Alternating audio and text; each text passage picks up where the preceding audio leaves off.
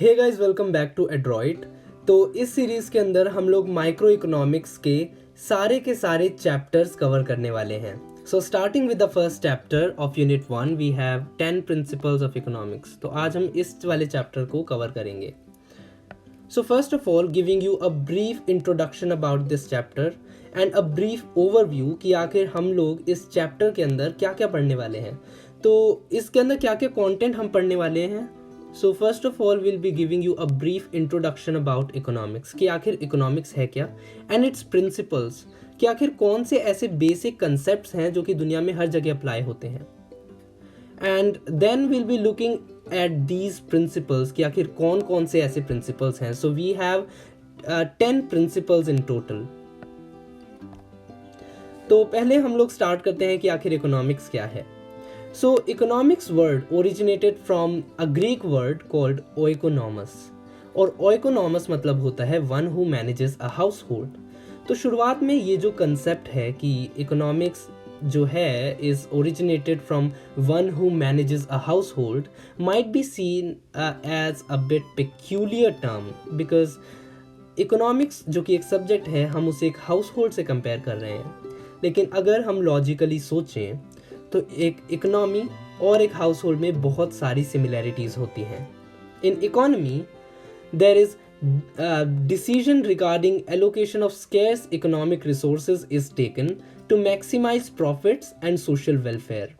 Economy में हम ऐसे डिसीजन लेते हैं ताकि हम हमारे इकोनॉमिक रिसोर्सेज जो कि लिमिटेड हैं उनका यूटिलाइजेशन इस तरीके से कर सकें कि हमारा जो प्रॉफिट है और हमारा जो सोशल वेलफेयर है उसे हम मैक्सिमाइज कर सकें। And in house hold decision regarding allocation of family income is taken to maximize current and future needs। और घर के अंदर भी हम ये ट्राई करते हैं कि हमारी जो फैमिली इनकम है हम उसका यूटिलाइजेशन इस तरीके से कर सकें कि हमारी आज की और फ्यूचर की नीड्स को अच्छे से फुलफिल किया जा सके। तो इकोनॉमी में और एक हाउस होल्ड में बहुत सारी सिमिलैरिटीज़ हैं। जनरली ये दो सिमिलैरिटीज़ हैं। First is there are scarce resources. In economy we have scarce economic resources and in household we have scarce family income. Economic के लेवल पे हमारे पास जो इकोनॉमिक रिसोर्सेज होते हैं वो लिमिटेड होते हैं, और एक फैमिली में हमारे पास जो फैमिली इनकम होती है वो लिमिटेड होती है। और एक और दोनों के अंदर सिमिलैरिटी है, दैट इज़ कि हमें ये लिमिटेड रिसोर्सेज इस तरीके से एलोकेट करने हैं कि हमारा जो अल्टीमेट सेटिस्फैक्शन है उसे हम मैक्सिमाइज कर सकें। तो ये सिमिलैरिटी है इकोनॉमी में और हाउस होल्ड में। In fact house hold is a micro unit of an economy, कि जो हाउस होल्ड होता है ये इकोनॉमी की ही माइक्रो यूनिट होती है। हम घर में कैसे डिसीजन लेते हैं ये अल्टीमेटली डिसाइड करते हैं कि हमारे देश की ओवरऑल इकोनॉमी कैसी होने वाली है। And so economist study household behaviour first to study economy. जो हमारे इकोनॉमिस्ट होते हैं वो इकोनॉमी को पढ़ने से पहले हाउस होल्ड के बिहेवियर को स्टडी करते हैं कि आखिर इंडिविजुअली हर घर कैसा डिसीजन लेता है। उसी के बेसिस पे क्योंकि डिसाइड होता है कि हमारी इकोनॉमी का पैटर्न कैसा होगा। Every household takes decision on the basis of some common principles. जो हर घर है वो एक कॉमन कंसेप्ट, कॉमन आइडिया के ऊपर ही डिसीजन लेता है। एक कॉमन प्रिंसिपल होता है जिसे सारे के सारे घर फॉलो करते हैं। आप भले ही इंडिया में बैठे हों, भले ही अमेरिका में बैठे हों या किसी भी देश में बैठे हों, लेकिन आप प्राइसेस के बढ़ने पे अपनी डिमांड कम करेंगे। तो इसका मतलब ये है कि दुनिया के सारे जो हाउस होल्ड्स होते हैं वो एक बेसिक रूल फॉलो करते हैं जिन्हें हम प्रिंसिपल्स ऑफ इकोनॉमिक्स कहते हैं। So the first principle of economics is that people face trade of. अब इसके अंदर जाने से पहले हमें पहले समझना होगा कि आखिर ये ट्रेड ऑफ क्या होता है।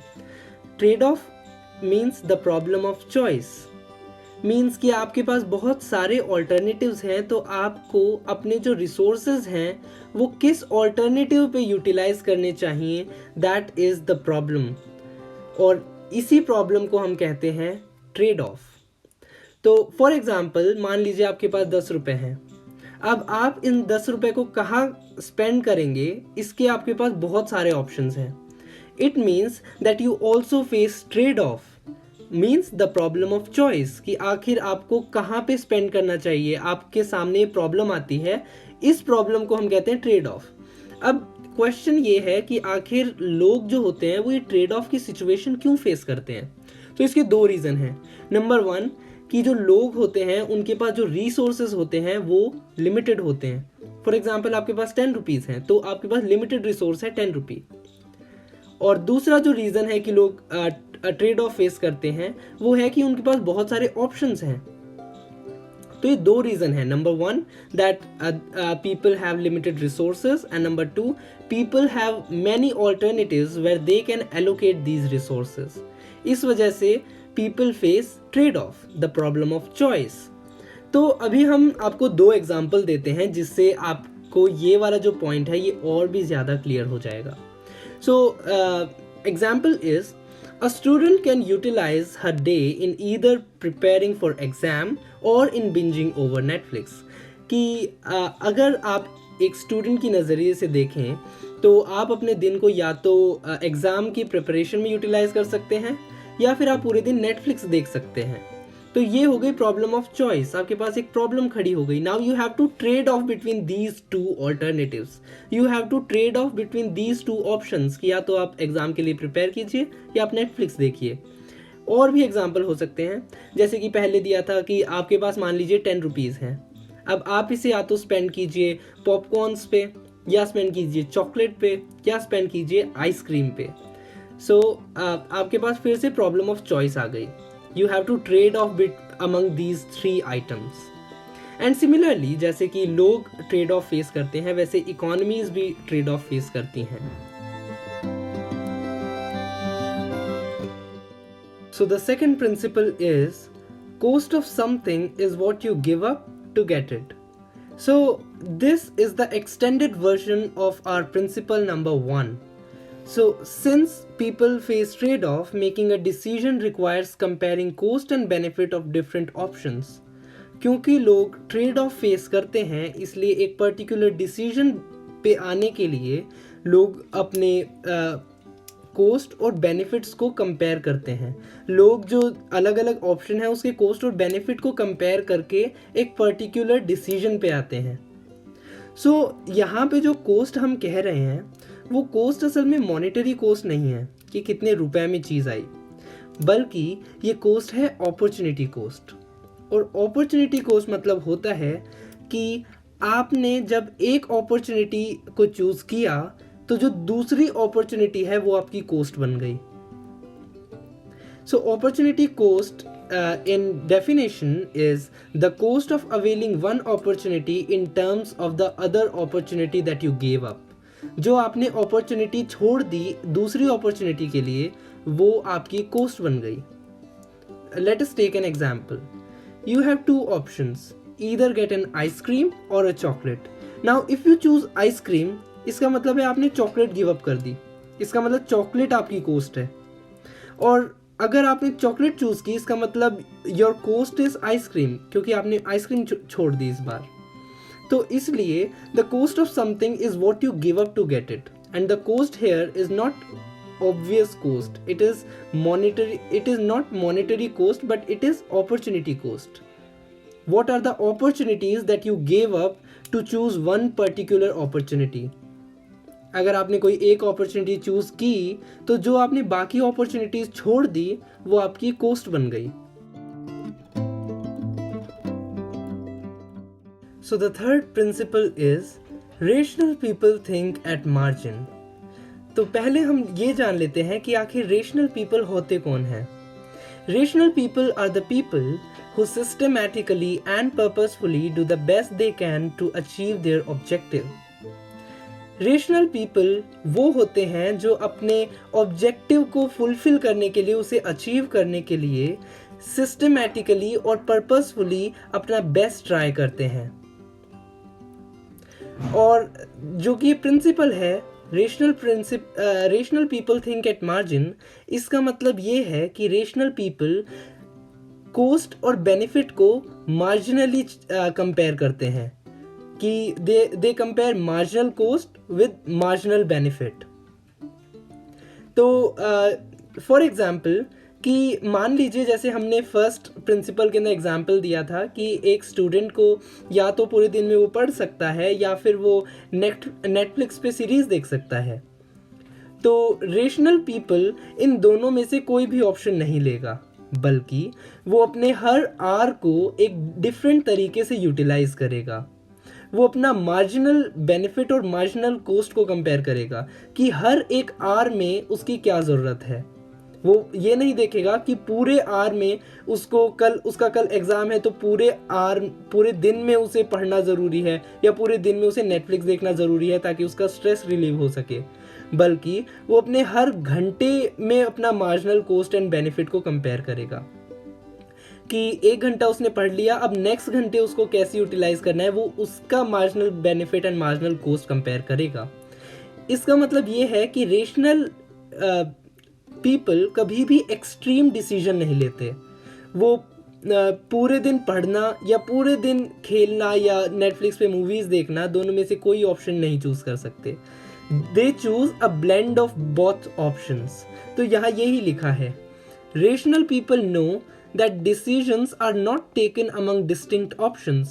They can choose a blend of options too. तो क्योंकि वो मार्जिनल बेनिफिट और मार्जिनल कोस्ट को कंपेयर करते हैं, इसलिए वो एक ब्लेंड ऑफ ऑप्शन को डिसाइड करते हैं। वो एक ब्लेंड ऑफ ऑप्शन को चूज करते हैं, ना कि दोनों के एक्सट्रीम ऑप्शंस को।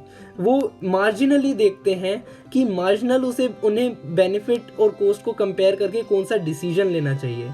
वो मार्जिनली देखते हैं कि ये ऑप्शन अच्छा है या ये ऑप्शन। वो पूरे एक्सट्रीम पूरे ओवरऑल नहीं देखते। ओके, और यहाँ यही लिखा है कि they know how to make adjustment to maximise their well being. भले ही ब्लेंड हो, भले ही नेटफ्लिक्स ज़्यादा देखना पड़े या फिर पढ़ाई ज़्यादा करनी पड़े, बट उनका ये मोटिव होता है कि उन्हें अपना जो वेल बीइंग है वो मैक्सिमाइज करना है। They think on the basis of marginal change. ये पॉइंट अभी पहले भी एक्सप्लेन किया था कि वो मार्जिनल चेंज का कोस्ट एंड बेनिफिट कंपेयर करते हैं। Marginal change means small incremental adjustments to an existing plan of action. अब इसका एक और एग्जाम्पल देख लेते हैं। For example, there are 20 passenger bus. 20 passenger की बस है जिसे दिल्ली टू कानपुर जाने में ₹5,000 की कॉस्ट लगती है। तो इससे हम पर पर्सन की टिकट निकाल सकते हैं कि 250 रुपीज़ पर पर्सन से चार्ज करना सही रहेगा। तो मान लीजिए कि हमारे पास केवल 18 सीट्स भरी और बाकी की सीट्स खाली रह गई, और एन वक्त पर एक इंसान आता है जो ऑफर करता है कि will you let me in if I pay you ₹100। तो क्या you as a rational thinker would let him in to your bus? क्या आप एज अ रेशनल थिंकर उसे ट्रैवल करने देंगे अपने बस में? The answer is yes. Why? क्योंकि rational people think at margin. वो ये देखेंगे कि अगर वो इसे नहीं लेके गए तो उनका ये 100 रुपए का उनका कॉस्ट हो जाएगी, लेकिन अगर वो लेके गए तो उनका बेनिफिट ये 100 रुपए हो जाएगा। वो ये नहीं देखते रेशनल पीपल कि वो 250 दे रहा है या नहीं पर्सन। वो एक्सट्रीम पे नहीं जाते, वो मार्जिनली देखते हैं कि उन्हें कैसे बेनिफिट हो रहा है और क्या उनकी कॉस्ट है। वो मार्जिनल कॉस्ट एंड बेनिफिट को कंपेयर करते हैं।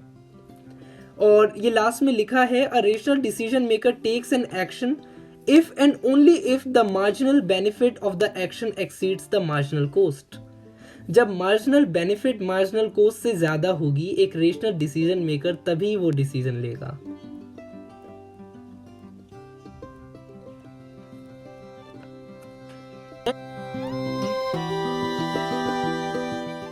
Principle number 4 is people respond to incentives. Incentives means motivation. Because rational people make decisions by comparing cost and benefit, they respond to incentive. क्यों? क्योंकि incentive cost और benefit को change कर देता है। Many policies change the cost or benefits that people face and therefore alter their behavior. जो जो policy makers incentive का यूज़ करते हैं वो वो अपॉर्चुनिटीज़ की कॉस्ट और बेनिफिट को चेंज कर देता है, इसलिए हम अपना बिहेवियर भी चेंज कर लेते हैं। फॉर एग्जाम्पल, इंसेंटिव नेगेटिव भी हो सकता है, पॉजिटिव भी हो सकता है। अब इसका एग्जाम्पल देखते हैं। For example, there is a rise in price हमारे बढ़ गए, तो ये हमें एक इंसेंटिव मिला, ये हमारा एक नेगेटिव इंसेंटिव है। इससे क्या होगा, लोग कम बाय करने लग जाएंगे, लोग गुड्स कम खरीदने लग जाएंगे।